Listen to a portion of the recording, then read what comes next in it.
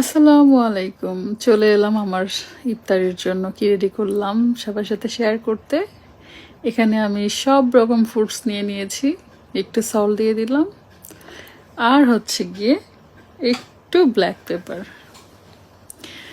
Black পেপারের পরিমাণ বেশি হলেও সমস্যা নেই, অতিরিক্ত না দিলেই হয়। আর দিয়ে দিচ্ছি এক্সট্রা ভার্জিন অয়েল। এটা সব সময় সালাদের সাথে খেলে খুবই উপকারী, খুবই হেলদি, কম বেশি সবাই জানে।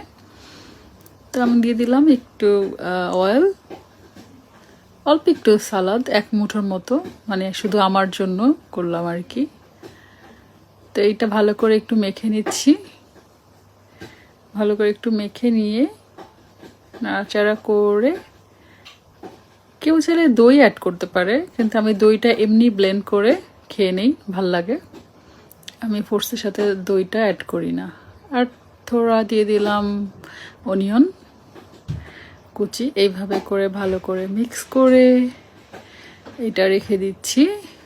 একটু পরেই হচ্ছে, আর হাফ অ্যান আওয়ার পরে হচ্ছে আজান দিবে, মানে আজানের টাইমটা হবে এখানে। তো তখন এটা খেয়ে নিব। একদম গলাটা বসে যায়, ঠান্ডা ঠান্ডা, তৃপ্তি করে ফ্রুটস সালাদ খেলেই খুব মজা লাগে। আল্লাহ হাফিজ সবাইকে।